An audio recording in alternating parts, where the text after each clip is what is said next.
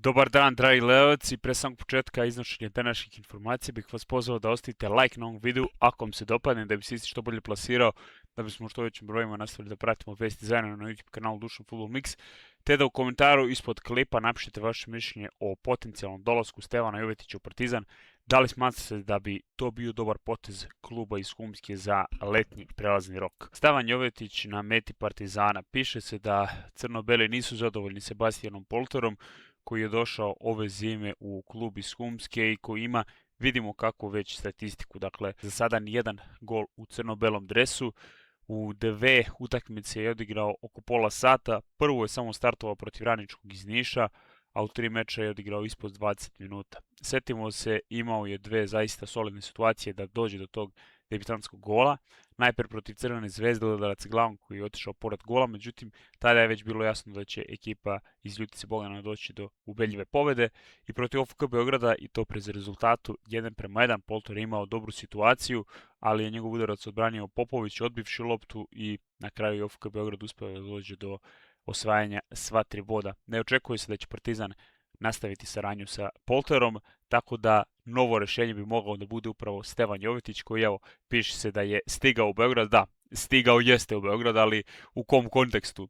Čovjek je bio na koncertu zajedno sa sestrom Lexington Benda, tako da, evo, postavlja se neko pitanje da li je možda, eto, i sa Partizanom obavio neke određene pregovore dok je bio u Beogradu, ali kažem, to je na nivou spekulacije, no setimo se da se već ranije povezivao sa crno-belima. Dakle, Jovetić je 2003. godine već došao u mlađe selekcije ekipe Partizana, otišao je u Fiorentinu jula 2008. godine za svotu od 8 miliona evra, nakon toga veliki transfer u Manchester City za 26 miliona evra 5 godina kasnije, boravio je u Interu, Sevilji, Monaku, Berlinskoj Herti, dakle u svih 5 najvećih europskih liga je boravio i uspeo da postigne koji gol, minimalno govoreći koji gol. Igrao je nakon toga za ekipu Olympiakosa, a sada nosi dres kiparske Omonije. Što se tiče učinka Stevana Jovetića za ovu sezonu, odigrao je ukupno 15 utakmica, postigao 4 gola i zabeležio 2 asistencije. 11 puta je startovao, ali vidimo, evo, u posljednje vreme kakva je bila situacija što se tiče ove godine. 2 postignuta gola. Omonija vidimo da je zaista u odličnoj formi, imaju samo jedan poraz na ovoj listi utakmice. Evo, sada su upisali određeni remi, makar što se tiče ovih utakmica gde se vodi evidencija o Stevanu Jovetiću, odnosno ovde što nam je prikazano. Ugovor ima do kraja sezone i nakon toga vrlo moguće da neće nastaviti karijeru u Omoniji i zato Partizan bi mogao da bude njegova sledeća destinacija. On, dakle, za klub iz Humske je odigrao ukupno 53 utakmice, postigao 17 golova i zabeležio 10 asistencija, 57 mečeva za Uniju, 17 golova i 16 asistencija, eto, interesantno, isti broj pogodaka. Igra za Omoniju na poziciji iza napadača i na poziciji najistreljenijeg napadača.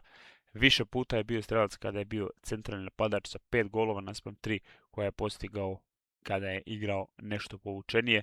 26 utakmica u svim takmičenjima, 9 golova, 8 asistencija za Stevana Jovetića. Igrao je u Ligi konferencije, naravno kvalifikacijom za to takmičenje gde vidimo da je bio jedan od najzasluženijih, što je uopšte Omonija uspela da se plasira s obzirom da je postigao 5 golova u kvalifikacijnom periodu i zabeležio 3 asistencije. Znamo da je Milan bio već zainteresovan za usluge Andreja Kostića i sad dolazak Jovetića bi mogao dvostruko da se tumači. Sa jedne strane, ako Kostić ode, on bi bio zamena za njega, s obzirom da očekujemo da će Polter svejedno napustiti Partizan, a sa druge strane, ako Kostić ostane, Polter svakako kažemo da gledamo da ide, onda bi Jovetić mogao da bude mentor ovom mladom fudbaleru Partizana, kojim bi iskustvom svojim, dakle, podučavao istog i pomogao mu da što bolje partije pruži i na taj način, eto, zavredi transfer u nekoj od narednih sezona na Zimus, ako bude imao dobar učinak i što se tiče evropskih utakmica i tako dalje, ali ne možemo sada mnogo opširnije pričati o ovome, prosto, evo,